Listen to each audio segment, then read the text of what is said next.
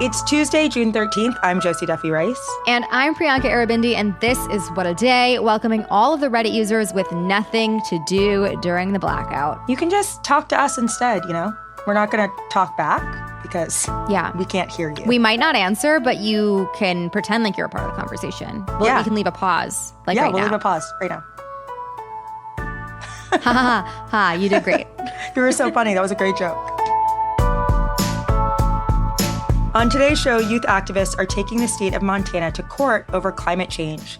Plus, two non-binary actors made history at this year's Tony Awards. But first, it is Arraignment Day in America, round 2. Oh, former President Donald Trump will appear today in federal court in Miami, Florida, for the first time since being indicted on 37 felony counts related to his mishandling of classified documents. He is scheduled to arrive at the U.S. District Court for the Southern District of Florida at 3 p.m. Eastern and is expected to plead not guilty. Priyanka, as you know, it's very, very difficult for me to root for any prosecutors, federal prosecutors in particular. Sure, I know it, but Donald Trump is really testing me. He's really testing me, this man. Yeah, that is one of the worst parts about this man. He really just is like, makes you question where your allegiances really lie.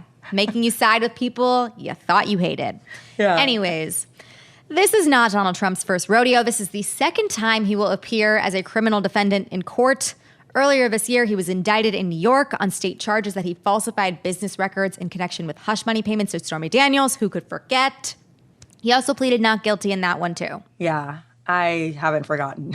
I have not forgotten any of that. Okay, so What else do we know about today's appearance? Like, what's happening? There's a lot going on. A few different things that we know. First thing, presiding over his appearance today is Judge Eileen Cannon. She was actually appointed by Trump to her position as a district judge back in 2020, and she was criticized for ruling in Trump's favor last year to appoint a special master to review the materials that were seized from Mar-a-Lago. So, you know, she's been here for a minute. That is an interesting element at play here.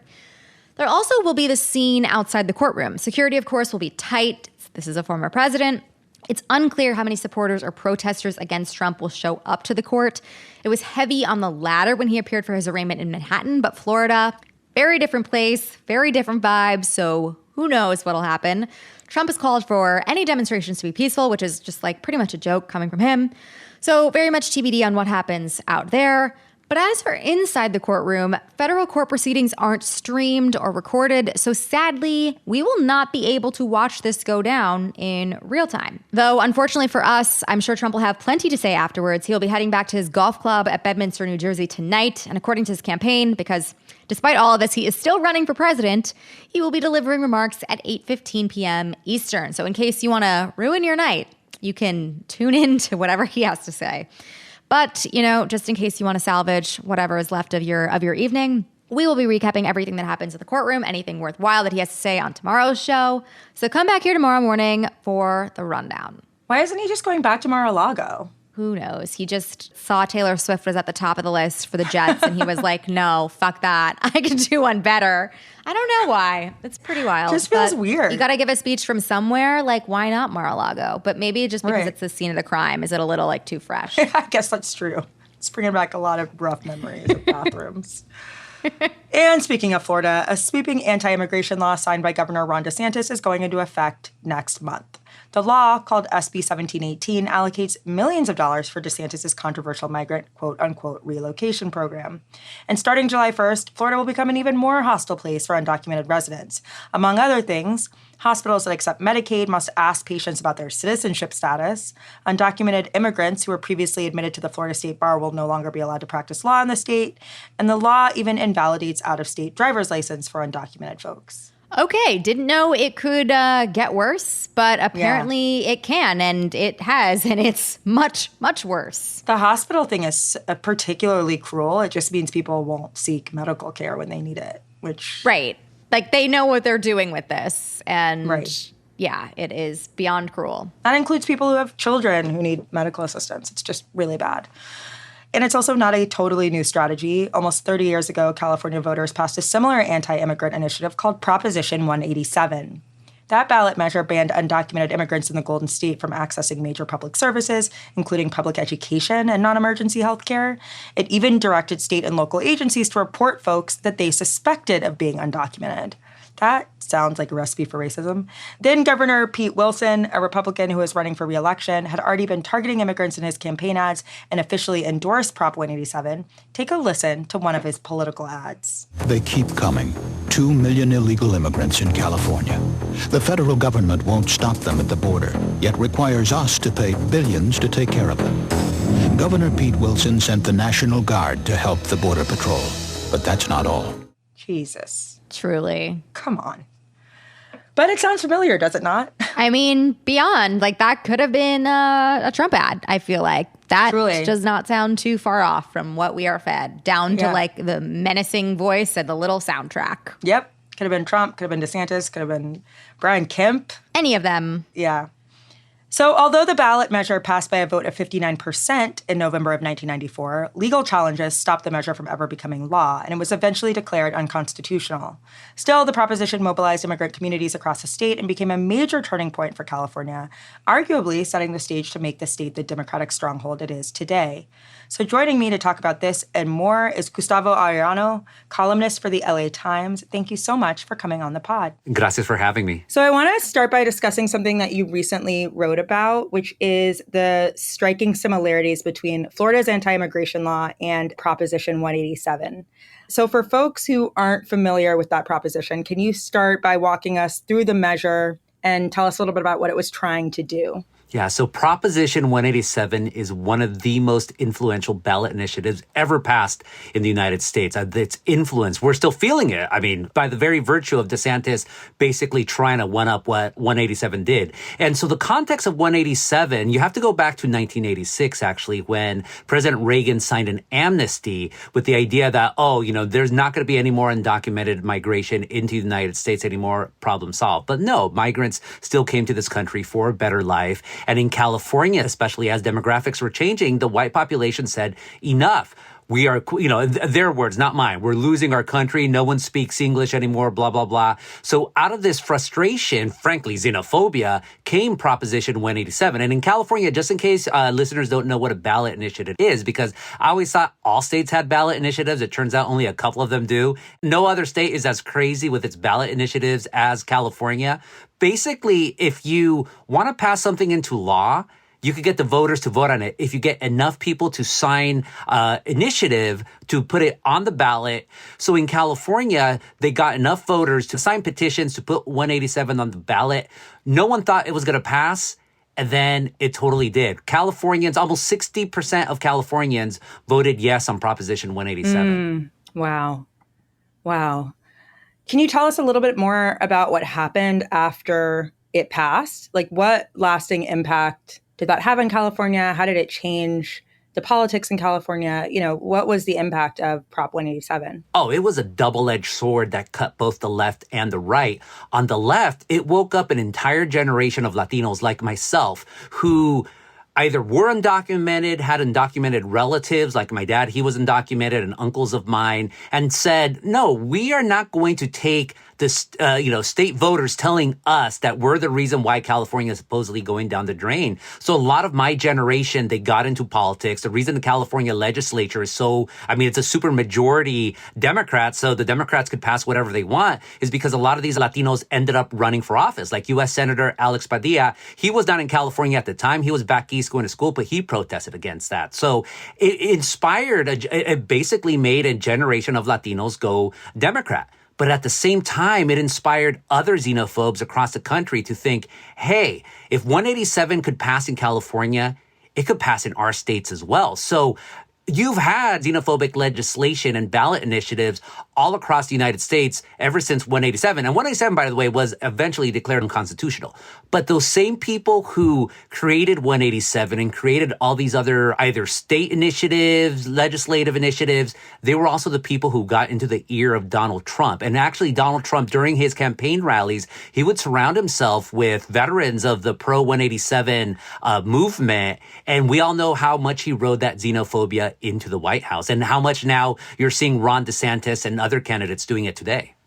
Yeah, I mean, that was going to be my next question for you. Like, what parallels exist between that ballot measure and SB 1718?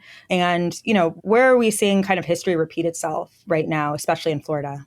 In everything. I mean, DeSantis knows this history. That's why he's doubling down on it and making it even nastier. What's so disgusting about 1718 is that he is overturning things that Florida has done just within the past decade. So basically, undocumented folks could go to college and pay in-state tuition. Not anymore. Undocumented folks could apply to become lawyers. Not anymore. And one of the nastiest things of 187, and one of the reasons why it was declared unconstitutional, by the way, was because it basically mandated any government worker to, if they suspected someone of being undocumented, they had to rat them out to the INS. Well, back then it was INS. Now it's ICE. DeSantis's bill wants to do that the same. But now the big question then becomes, will Florida, which was Democrat not too long ago and now is increasingly turning more and more Republican, will the 187 effect that happened in California, that also happened in Arizona after SB 1070 a decade ago, will it happen in the Sunshine State? And that's something that, in my column, I argued that it's probably not going to happen because Florida's politics, especially when it comes to Latinos, are completely different from what's going on in California, but one never knows. So we're getting closer to July 1st when this law will go into effect. And there is some pushback, right? There have been reports of migrant truck drivers starting to boycott Florida. A strike dubbed A Day Without Immigrants took place in Florida as workers refused to show up to work in protest of this new law. And, it's worth noting, like, many of these populations are at much more risk of things like striking and things like not showing up to work. They don't always have the same sort of protections that other people may. But what do you think about this? What are you seeing? And what is your message to organizers and Floridians who oppose this bill, who might be scared of what's to come, who don't agree with it, and who might be hoping for a Proposition 187 effect? You're not going to get victory immediately. Like, there's lawsuits already, of course, to try to stop this from happening. That's going to take years. So my message to the people protesting, it can't just be one day. It has to be sustained. In Arizona, there was boycotts of Arizona that arguably had an effect. At the very least, it rallied good people against xenophobia. So you have to take your argument wherever it can happen. There's going to be different people arguing in different ways. There's going to be strikes. There's going to be sit-down protests. There's going to be arrests. There also has to be people, going out into the media and having these debates with these xenophobes. That's what you have to do. Any which way, you have to do it because what's at stake here really, I think, is the future of American democracy. And in California, it worked out beautifully because look at us now. That was my conversation with LA Times columnist Gustavo Arellano. We'll have more to say on what Florida's new law will mean for immigrant families in the coming days, but that is the latest for now. We will be back after some ads.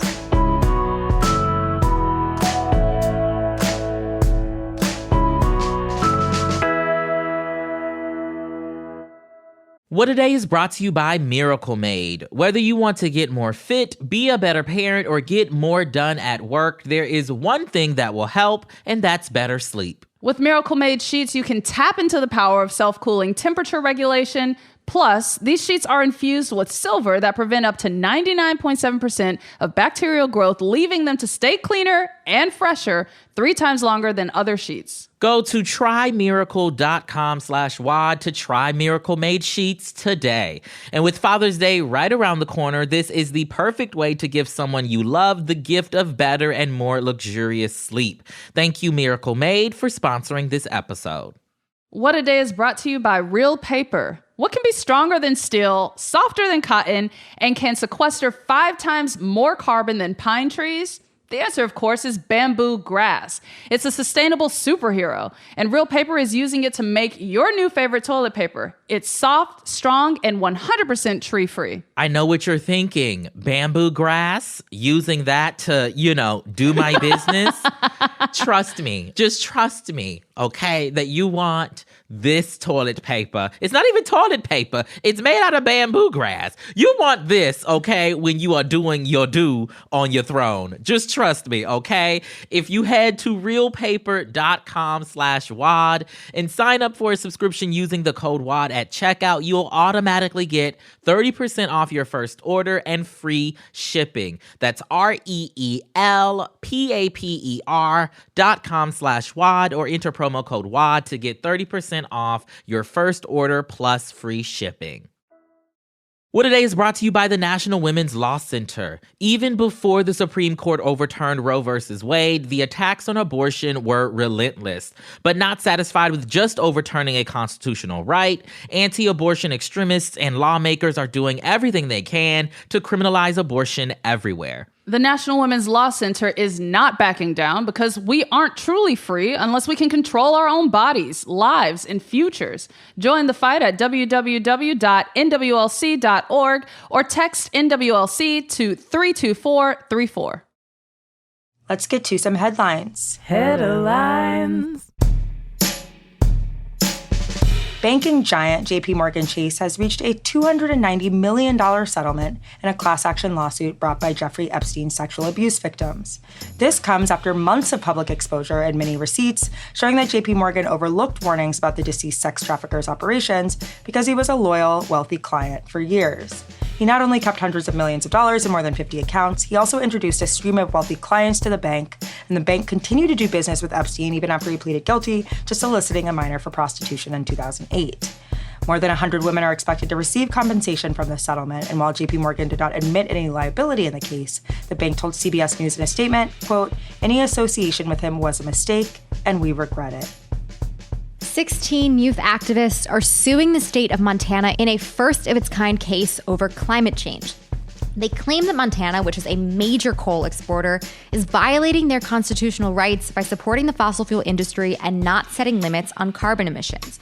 And the group cites this line in Montana state constitution to back them up, which reads, quote, "The state and each person shall maintain and improve a clean and healthful environment in Montana for present and future generations," which, feels like the one time, the old-timey people might have been looking out and that it might not be working in favor of Republicans, I guess. Well, they spend more time outside.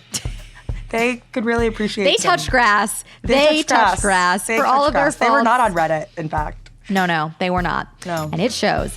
This is the first climate change suit to actually make it to trial in the U.S., and it's definitely one to watch. That is because depending on how it plays out, it could set a precedent for similar lawsuits across the country. It's no surprise that the youths are the ones taking the wheel on this fight, but the state of Montana is expected to come in swinging, especially since fossil fuel-loving Republicans hold a supermajority in the state legislature. Coal industry jobs are very lucrative in Montana, and entire communities there rely on coal as their livelihood. The trial started yesterday in Helena and is set to continue over the next 2 weeks. We'll be watching very closely. New York City has become the first city to mandate a minimum wage for app-based food delivery workers. Starting next month, companies like Uber Eats, DoorDash, and Grubhub must pay their delivery workers in the city a minimum of $18 an hour plus whatever tips they make. And by 2025, that rate must increase to nearly $20 an hour to keep up with inflation. According to city officials, an estimated 60,000 people work for app-based food delivery services in New York City. The wage increase is a huge bump from their current pay of about $12 an hour, which accounts for the fact that these delivery workers are classified as independent contractors and have to pay higher taxes. While different apps still have room to decide how they calculate payments under the new rule, they must meet the $18 an hour minimum to continue doing business in New York City. As you might expect, they're not pleased with the new law. For its part, DoorDash even said it was considering taking legal action against the city over the rule, calling it, quote, unquote, extreme. Oh, you're going to say that out loud? I don't know if extreme is the word I would use. No, I'm sorry, paying people a livable wage. In New York City, I don't even know if $18 an hour, I do know, actually, that's not a livable wage. Yeah. Yeah, DoorDash. I don't know if I'd feel comfortable doing that. Yeah. Extreme is New York City rent. Yeah. Is what extreme is. Got some questions for DoorDash comms on that one. But anyways. Yep. And finally, a little recap of some razzle-dazzle from the best of Broadway. J. Harrison Ghee and Alex Newell made history on Sunday night, becoming the first non-binary performers to win acting awards at the Tony Awards. Ghee took home the Best Actor in a Lead Role award for their performance in Some Like It Hot, a musical adaptation of the Marilyn Monroe movie of the same name. In it, Ghee plays a character that comes to realize their non-binary identity through drag, and the story mirrors Ghee's own journey with gender. Here is what they had to say during their acceptance speech. For every trans, non-binary, gender non-conforming human, whoever was told you couldn't be seen, this is for you. Meanwhile, Newell took home the trophy for Best Actor in a featured role in a musical for their performance in Shucked, a musical comedy about a Midwestern community's mission to save their local corn crop. Take a listen to their speech. Thank you for seeing me, Broadway. I should not be up here as a queer, non-binary, fat, black little baby from Massachusetts.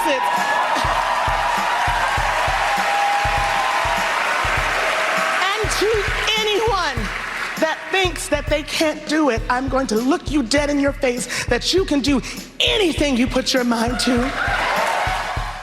I love the Tonys. Me too. What an inspiring, lovely award show. Truly. The only good one, I feel. I agree. It's just gives you hope. Really does. Gives you hope and gives you so many things where I'm like, I actually want to see these. Mm-hmm. Like, whereas I don't know if I feel that way about the other award shows. It's true. Sorry to say it. It's true. Anyways, sorry to trash the other arts. We love all the arts. We love all of but them. We love the Tonys most. Yes. Those are the headlines. One more thing before we go. We've made it a point to fight the freaks who hate to see queer joy this Pride Month. But let's not lose sight of the fact that we are here to celebrate and support one another. For the month of June, we have teamed up with our favorite queer businesses and authors to bring you our very own Little Gay pop-up shop, where you can support the LGBTQ plus community as you browse our curated selection of t-shirts, books, totes, and more. So whether you're looking for a book that will piss off Ron DeSantis or need some cute cottagecore comfort, we have got you covered. Head over to crooked.com/store to shop the pop-up all month long. That is all for today. If you like the show, make sure you subscribe, leave a review, tip your food delivery guy to support workers' rights, and tell your friends to listen. And if you're into reading and not just websites that aren't Reddit or Twitter, like me, What A Day is also a nightly newsletter. Check it out and subscribe at crooked.com/subscribe. I'm Priyanka Arabindi. I'm Josie Duffy Rice. And log off already. I mean, it's advice I need to take, but do it. I was about to say, hilarious for me to be giving this advice, honestly. You do it first and then tell me how it is, and then maybe I'll do it too. I'm sure it's great. Mm-hmm.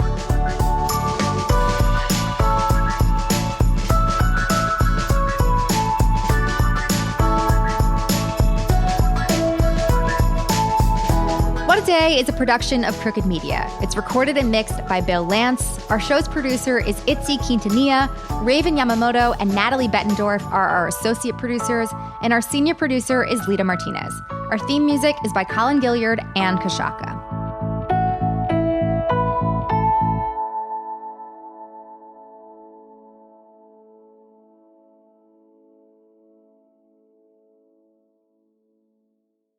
Hey guys, this is Keenan Thompson. I have a problem with you. Yes, you. None of y'all told me that AutoTrader has millions of new and used cars that I can shop from home. I thought we were friends. I put smiles on your face, but I'm not smiling.